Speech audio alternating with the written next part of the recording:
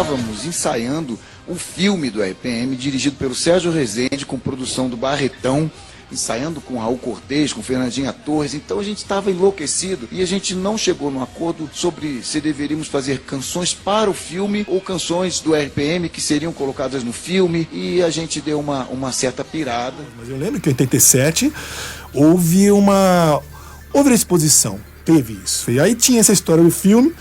Eu tava cansado, o pessoal tava cansado, e eu falei assim, não, olha, eu não vou fazer o filme. E no meio disso tudo, a gente brigou de morte. E ficou aquele caos, a gente falou, gente, vamos parar. A gente já tava ensaiando com Fernanda Torres, ia ter Raul Cortez e tal. Ia ter um filme nos moldes dos filmes dos Beatles, produzido pelo Luiz Carlos Barreto, dirigido pelo Sérgio Rezende, que dirigiu O Homem da Capa Preta, uma série de grandes filmes, um grande cara, estávamos ali em contato com ele. Marcelo Rubens Flávio estava fazendo o roteiro com a gente, o Raul Cortez ia ser o nosso empresário malvado, a mocinha ia ser Fernanda Torres, já tínhamos ensaiado, já tomaram até tapa na cara da Fernanda Torres, estava tudo correndo bem.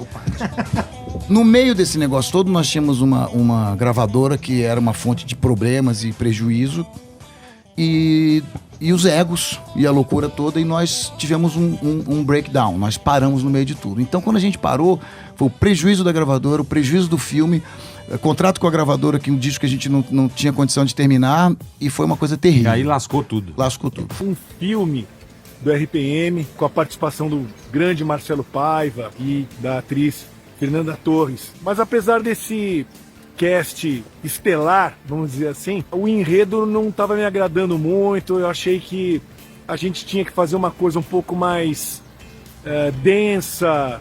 Comuniquei aos caras que eu não ia participar desse filme, fazer uma coisa assim, naqueles termos, né, num filme RPM no cinema, de uma maneira assim mais superficial. Eu acho que era tudo que a gente não queria fazer e não virou. Bem-vindos ao novo vídeo do canal. Hoje vamos contar para vocês a história do filme do RPM. Mas antes de contar essa história, pedimos que deixe seu like, se inscreva no canal e ative o sininho. Assim você nos ajuda para que o YouTube continue exibindo os nossos vídeos, para que possamos continuar contando mais histórias do RPM e seus integrantes. Ativamos a opção Seja Membro para quem desejar colaborar e acessar material exclusivo do canal. Após o sucesso e o fenômeno gerado pelo álbum e pela turnê Rádio Pirata ao vivo em 1986, o RPM faria uma pequena pausa, e ao retornar das férias em 1987 vários projetos o aguardavam, como a criação da RPM Discos, a sua gravadora própria.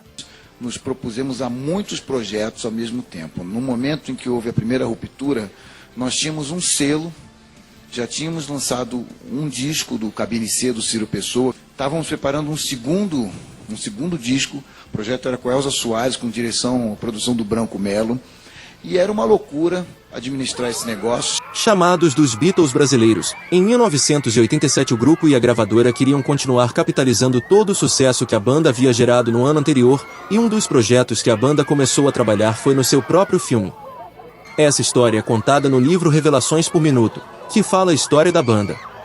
Em algumas notas de jornais da época esta história começou a ser contada.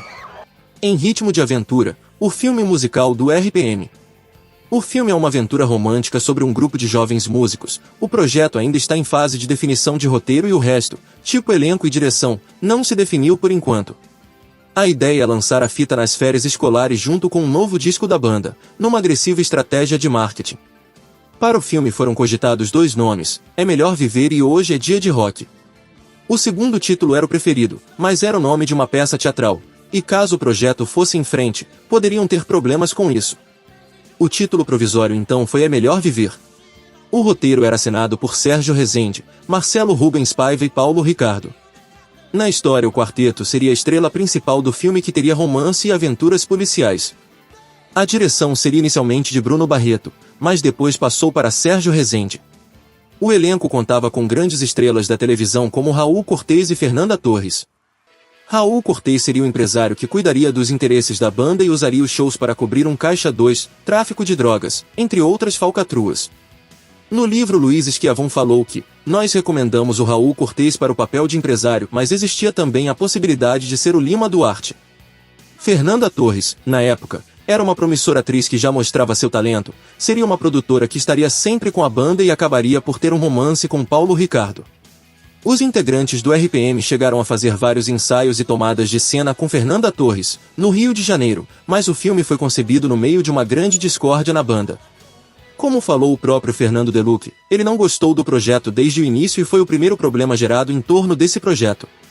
Ele não queria fazer o filme de forma alguma. Não acreditava na ideia. Acreditava que o caminho tinha de ser musical, continuar a carreira. Para o guitarrista, o enredo era meio água com açúcar. Eu era muito radical na época. Eu não me sentia bem com aquilo. Teve um dia que eu cheguei para todo mundo e disse que estava fora, recorda Delucchi. Já para o PA, achou que seria uma boa ideia. O filme era para ser sensacional. Estávamos ensaiando com a Fernanda Torres, no Hotel Meridian, no Rio de Janeiro, e, de repente, acabou a banda. Acabou tudo, recorda o baterista. O filme não prosseguiu, e o roteiro foi engavetado. Esse é um dos projetos dos quais me arrependi de não ter ido em frente, comentou Luiz Schiavon no livro.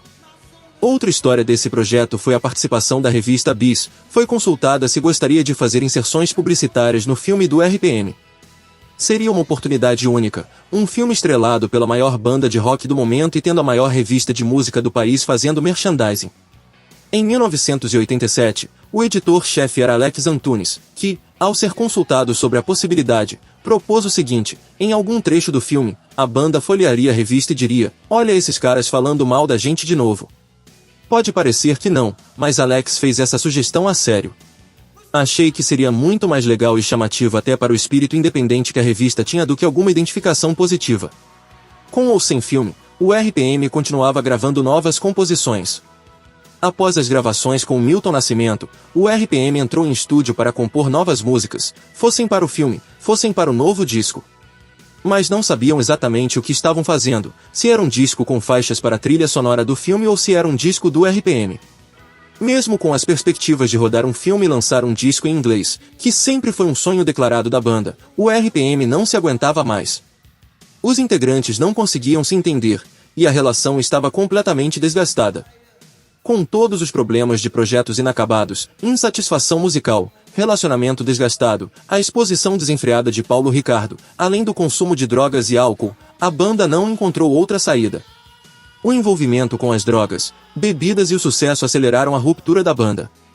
No dia 28 de agosto de 1987, com uma carta enviada à gravadora CBS, foi anunciado o fim do RPM. Existiam vários problemas: divisão de direitos autorais, maior participação de Paulo Pagni e Delucchi nas composições, além de os dois músicos quererem cantar também nos shows e no novo disco, foram alguns dos motivos não oficiais da separação. PA e Delucchi seguiram para dar andamento aos seus próprios projetos, e Paulo Ricardo e Luiz ficaram juntos, ainda como RPM, para novos trabalhos e honrar os compromissos já firmados. A união entre Paulo Ricardo e Luiz Schiavon não durou mais que alguns dias. Paulo Ricardo não quis continuar o trabalho com Luiz e decretou o fim do RPM.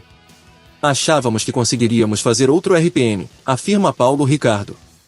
Depois de várias negociações, a banda voltaria a se reunir e lançaria o álbum Quatro Coiotes em 1988, mas essa é uma história que já contamos no canal, deixamos o link na descrição. Essa foi a história do filme do RPM, e dos problemas que existiam dentro da banda que fizeram com que o projeto não saísse do papel. Agora a resenha continua nos comentários. Você acha que o lançamento do filme de um álbum com alguns sucessos teria permitido à banda lançar vários outros trabalhos? O que você achou da decisão do guitarrista Fernando Delucchi de não querer participar desse projeto? Abre essa porta aí, Pé! Deixa o cara! Alta rotatividade!